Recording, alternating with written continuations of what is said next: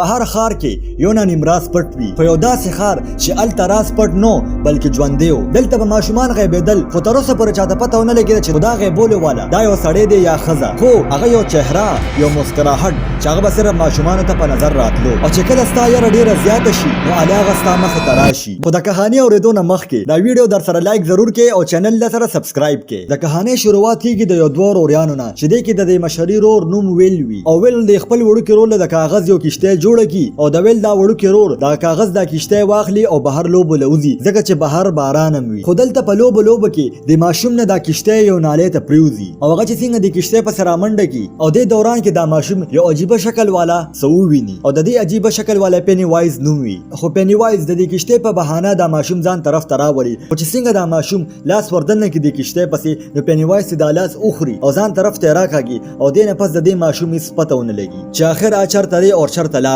او دې نه پس مونږ ته یو مایک نومي الګ ښیي چې هغه د ګډو په فارم کې ولاړي، او هغه له پلار دا اورډر ورکړي چې یو ګډه مړه کا، خو مایک نه دا نه کیږي. خو مایک د پاره دا ضروري و ځکه چې دا د خانداني کاروبار و. دې نه پس مونږ سکول کې سټوډنټان وینو، هغه کې یو بیورلی نومي جینۍ چې هغه خپل د کلاس سټوډنټان ډېر زیاته تنګي، خو دلته ټول سټوډنټان ډېر زیات خوشحالي ځکه چې د ګرمۍ چوټیانې کېدو والا و. او بل خوا مونږ یو ښځه وینو چې هغه د خپل ماشوم انتظار کوي، خو هغه ماشوم هم غیب شوی. خو دلته یو الګ چې د هغه نوم هنډري وي، او هغه ډېر زیات بدسلوکی، او هغه ویل او د ویل مرګري ډېر زیات پریشاني. او بل خوا مونږ د بیورلی یو مرګري بین وینو ځکه چې دې دواړه په خپلو کې ډېره ښه ملګرتیا وي. خو بل خوا چې ویل کور ته راشي نو دا پلار یې ډېر زیات وکنځي ځکه چې ویل ته لګېدو چې د هغه ورور به ژوندي. خو دلته ورته راپلار وایي چې ستا ورور مړ شوی دی او ته دا حرکتونه بند کا ځکه چې ستا د وجې ستا مور ته تکلیف رسي. اوس دلته مایک د غوښې د ډیلیورۍ کار کوي، خو مایک یو داسې ځای ته لاړ شي چې هلته د دروازې د شاته نه ډېرې عجیبه چغې سورې راځي، او د دغې دروازې نه ډېر عجیبه لاسونه هم راوځي، او بیا اچانک دا دروازه په خپله کولو شي، او دی کې دا مایک پینی وایز وویني. خو په دې دوران کې هنډري سره د مرګرو راشي او دا مایک ډېر زیات تنګ کړي او د هغه ځای نه لاړ شي.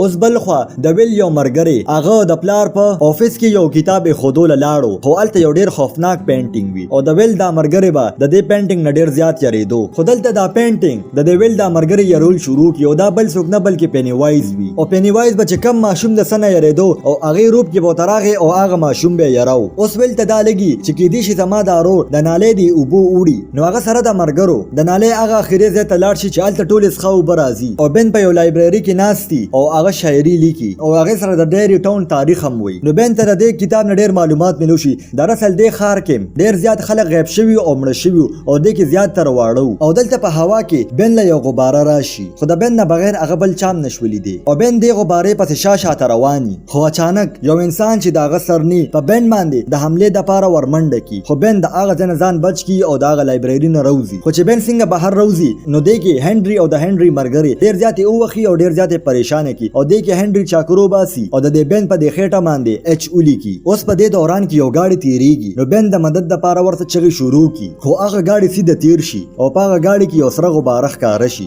ځکه چې هغه ګاډي کې چې کم کسان وو هغه د پینی وایز په قبضه کې وو. خو بین په څه طریقه باندې ځان د دې نه بچ کي او د هغه ځای نه وتښتي. اوس دلته ویل د خپلو ملګرو سره هغه ځای ته راورسي، هلته د خپل ورور نه بلکې د یو بل ماشوم بوټ میلو شي، او دا ټول یو ځای وردن نشي د ویل سره، او د ویل د ورور تلاش کول شروع کی. خو دې کې بین هم راشي، خو دلته د ویل یو مرګری یوازې دغه ځای ته وردن نشي، خو د ده مخې ته یو څو بلاګانې راشي. خو په دې دوران کې پینی وایز راشي او د ویل دا مرګری مړ کي او ویې خوري. اوس ویل او د ویل مرګري دا بین پټۍ راولي، خو دې یو سټور ته ورشي، او بین له چې دوایي او پټۍ راخلي خو دې سره پیسې کمې وي، خو په هغه سټور کې بیورلی هم وي، نو بیورلی د دې مدد وکړي او دې له دا پټۍ او دوی راواخلي، او دا ګروپ بیورلی تم د مدد دپاره ووایي. اوس چې بیورلی کور ته راشي نو د بیورلی دا پلار هم ډېر عجیبه حرکتونه کوي، نو بیورلی ډېره زیاته پریشانه شي د دې حرکتونو د وجې، او هغه خپل ویښته کټ کول شروع کړي. اوس دلته دا ټول د بین کور ته راشي او د بین کمره کې د ډېرې ټاون سره معلومات وویني، نو بین ورته ووایي چې په دې ټاون کې ډېر زیات خلک غیب شوي او په هغې کې زیاتره ماشومان وو. خو بین ورته وایي چې عجیبه خبره دا ده چې تر اوسه پورې دا پته ونه لګېده چې دا خلک غیب کړي چا دي او مړه کړي چا دي، او په دې ښار کې یو کوی دی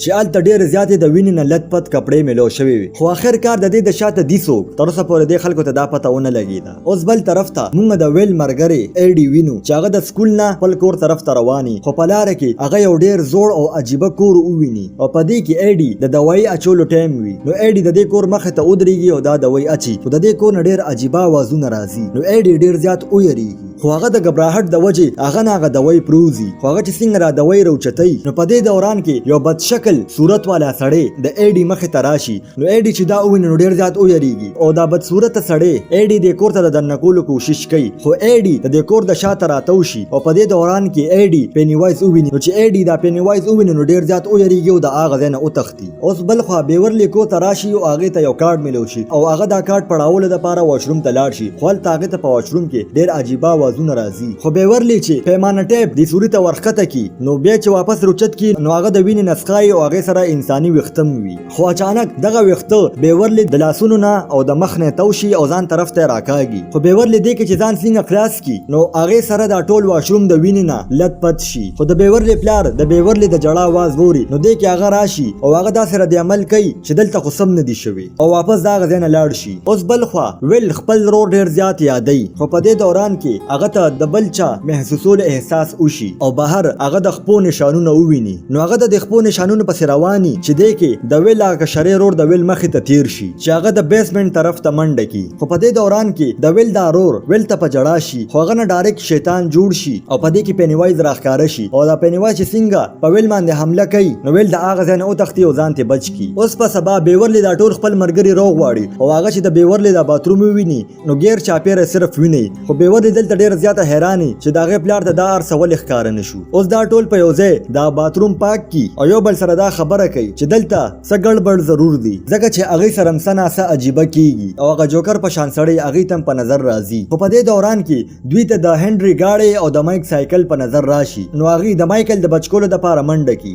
بل خو هنري او د هنري مرګري په مایکل باندې په زبردستۍ سره دا غچ غوخه خوري او ډیر زیات وخی او په دې دوران کې مایکل تم پینیوایز په نظر راشي او هغه سره د ماشوم یو لاسي او هغه خوري خو په دې دوران کې د مایکل د مرګري راشي او مایکل د هنري نه بچ کی او ځل تویل او د ویل د مرګري د غیب شوی ماشومان پوسټر ګوري نو دې کې ورته بین وای چې ما واپس د هغه ډیر ټاون باره کې معلومات حاصل کو او هغه کې 20 کال پس دا حادثه راځي او دا حادثه سو وخت پوری چې په دې کې خلک غیبیږي او په هغه کې زیات تر ماشومانی او بیا 20 کال پورې داسې سمني دې کې دوی وای چې داسې سوکتي چې هغه 20 کال پس راشي او خلک غیبي او مړکي او په دې کې دوی پوي شي چې دا پینیوایز په هغه روپ کې راځي چې د کم د ماشومان ډیر زیات یریږي او دلته ویل د خپل مرګري د کور ته راولي او دا هغه ټون نقشه ورته وخی نو دلته دوی ته دا پته ولګي چې کم ځکه دا د غیبولو حادثې شوي دي نو هغه د لاندې یو نالی وي او هغه ټول نالی یو ځای سره ملو شوي دي او هغه ځای کې یو کوی دی نو دا ماشومان ټول پوي شي چې پینیوایز هغه کوی کې اوسېږي نو دلته ایډي ډیر زیات ویریږي او دا ټول ارسه په بند کی خو په دې دوران کې دا پروجیکټر په خپل ولګي او دا تصویران پکې په خپل بدليږي نو چې ویل او د ویل مرګري دا ویني نو ډیر زیات ویریږي او په دې پکچرو کې زیات د ویل ضرور هغه پکچر راځي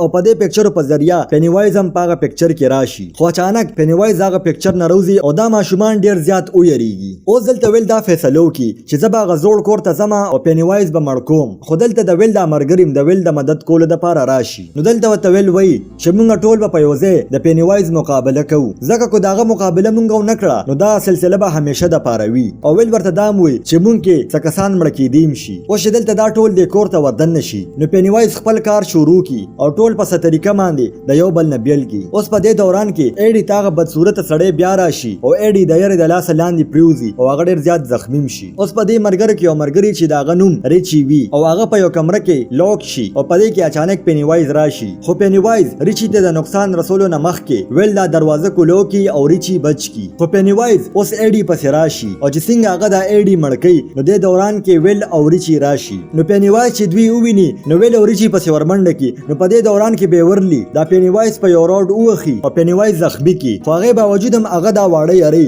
خپل غټو نکونو د وجه هغه دا بین په دې خېټه اووي او زخمی کی اوس دا ټول مرګري یو ځای وي او پینیوایز هم زخمی وي نو پینیوایز د هغه ځنه لاړ شي خو ویل ورپسې شاته لاړ شي او ویل دا پینیوایز وویني چې کوی تخکته کوشو اوس چې دا پینیوایز لاړ شي نو دا ټول مرګري د یری د لاسه دغه کور نه رو تختی اوس ورته ویل وای چې دا ځل به پوره تیارې سره مونږ د دې پینیوایز مقابله کوو نو د بیورلی نه بغیر نور یو مرګریم د ویل خبره نه مني او دلته وته دا مرګري و چې مونږ تاسو سره واپس دغه کور ته نزو نوري چې ورته وای چې ستارور خو اسه مړ شوی دی نو په دې دوران کې د ویل او د ریچی جګړه شي او دا ټول مرګري یو بل نه بیل شي نو دلته وته بیورلی ډیر زیات وای چې پینیوایز خدا غواړي چې مونږ یو بل نه بیل شو ځکه کو مونږ یو ځای یو نو داغه مقابله کولی شو خو دلته د بیورلی خبره یو مو نری او داغه ځنه لاړ شي اوس بل خو هنري ته یو پارسل راشي او هغه پارسل سره یو سره غبار فارم وي او هغه پارسل کې یو چاکو وي چې دا ورله پینی وایز را لېږلي او دا هغه چاکو وي چې کله په هنري بن زخمی کړو خو چې هنري څنګه را چاکو په خپل لاس کې واخلي نو هنري پورا د پینی وایز په قبضه کې راشي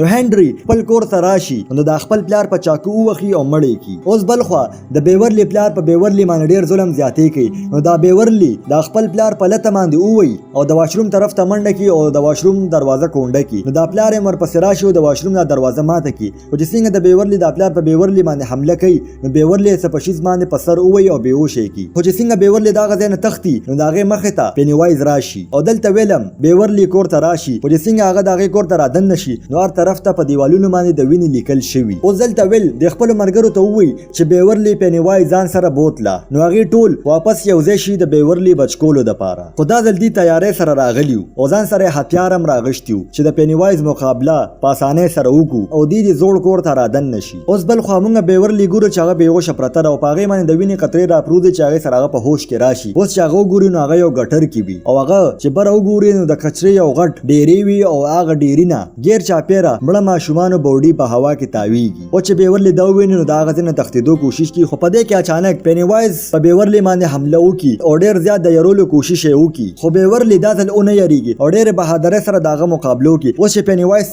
پته ولګي چې بیورلی خو زمان اوس نه یریږي نو هغه په خپل اصلي روپ کې راشي او چې بیورلی دا ویني نو ډیر زیات او یریږي او بهوش شي واپس اوس بل خو او د بل مرګري دی کوی تر ورسی او هغه چې څنګه دی کوی ته کوزيږي نو په دې کې په مایکل باندې هنري حمله وکي او ډیر بهادر سره مایکل هنري سره مقابله وکي او هغه د دی کوی طرف ته دی کور کی او هغه دی کوی ته پریوزي او چې دوی دی کوی ته کوزيږي نو دلته یو مرګري بیل شي چې هغه پینټینګ کې کومه عجیب خزوا پینی وایز داغه په روپ کې راشي او په دیالک باندې حمله وکي او دا نور مرګري د خپل مرګري بچکول د پاره راشي خو پینی وایز الک د مړکولو نه مخ کې د اغه زنه تختی اوس په دې دوران کې ویل د خپل وړو کې رور ښکار شي او هغه د رور پس شاشه ته رواني او ویل اغه زه ته ورسي چې کم ده کې بیورلی بهوشه په هوا کې ځوړند و اوس دې کې دا نور مرګري مور پس راشي او بیورلی راکوزه کی او هغه په هوش کې دراوستو کوشش ډیرو کی هغه په هوش کې نه راځي خو لک سات پس بیورلی د پینی وایز د جان لا روزي او هوش کې راشي پینی وایز ویلتا د خپل وړو کې رور په روپ کې راشي خو ویل ورته وای چې ما ته پتر چې ته زما رور نه